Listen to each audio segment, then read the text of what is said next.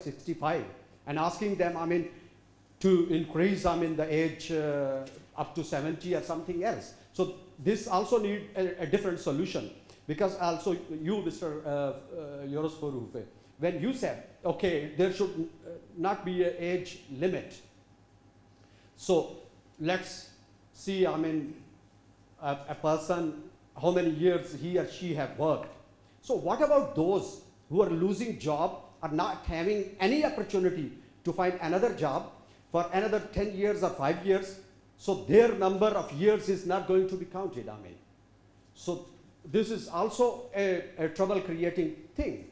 So we need to, I would like to request you, please let us know the solution, a solution which should not create problems somewhere else to solve the problem in some areas. Thank you. Thank you. First, Professor Cleland and then Professor Voorhoef. I think both of them has been addressed.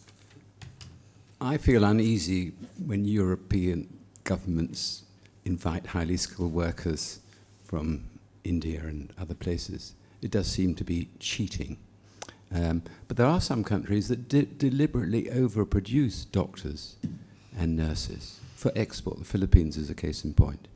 And why they do that is that the remittance money coming back more than justifies the cost of training those people. So when you talk about the brain drain, disadvantaging the sending countries, you have to take into account the money that goes back. What a sending country wants to avoid is to export doctors and engineers and computer scientists who are so disloyal to their country of origin that they don't send money back to their parents and their sisters and their brothers. So it's not nearly as black and white as you think. International migration is quite nuanced, and a lot depends on the remaining loyalty of the migrants to the country from which they came. The other question was about old folk stealing the jobs of young people. Well, I don't think they're competing for the same jobs, frankly. I think to raise the retirement age to 68 or 70, which seems to me inevitable, is not going to disadvantage people aged 15 to 24, because they're really not competing for the same types of job. And retirement ages, raising them are important because the key worry of European economies is there won't be enough workers earning money to support a greying, aging population. Now, at the moment, of course, unemployment throughout Europe is rising, but in 10 years, one would hope that that would have abated and that there would be plenty of jobs for everybody who wants them. So don't draw huge conclusions from this particular recession, because it's not going to go on forever. And I disagree with the fact that people of my age would be stealing the jobs of 18-year-olds. It's not true. Not said, I mean, at all. They are going to be not at all. I think they deserve, whosoever reach at the age of 65, deserve to get pension and to enjoy the rest of life. Okay, your point is clear, but there is also very clear the point of the competition between the job seekers, and that demands also. It's not only a matter of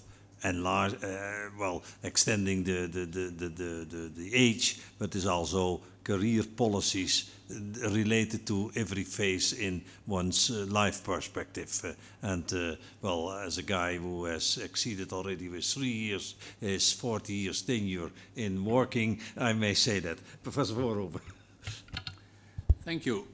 You raised the question how equitable working for a particular period and retiring after, for instance, 40 or 45 years would be for those who are unemployed or are on disability income. I think we need a new retirement system in which such factors like period unemployed, period on disability income, nature of the disability, and also the health of the person around the retirement age, and the consent of both sides, employer and employee, all have to be a part. There are people who are very creative and productive well into their 70s and who are very useful for the institutions where they work. There are also people who are burnt out more or less when they are in their 50s. So I think it is very important to have a lot of choice moments in the system, so that individual freedom and also the need of the institutions where you work have their place, and also your work history. One of my favorite stories is a professor of chemistry who got a short necrology in the New York Times because at age 103 he had died in his lab working on a new invention. When he was 65, he was forced by his university in the United States, which at that time still had an obligatory retirement age, to leave his job. He fought this in court and he lost. So angry at his university, which was an Ivy League university, he got a contract as professor of chemistry in a third-ranked university. And he continued to work till age 103. And in the meantime had, I think, something like 30 new chemistry patents on his name. He had been very productive. So I would like to see a system which is very flexible and takes all these factors that I mentioned into account. We don't have a system like that in the Netherlands. In the Netherlands, the question is at this moment not how to make people work beyond age 65. Only 4 out of 10 people in the working age are still working above age 55. I'm one of those 4 stupid ones. So the question is, first of all, to make people work as long as they can. And that is not pushing others out of the job. There are many, many tasks still to be performed, and unemployment can be solved in different ways. Unemployment is particularly high at the bottom of, let's say, the scale of jobs, where education is less, and where we need a different structure of taxes and social premiums to encourage recreation of jobs which have been lost in the past. Thank you.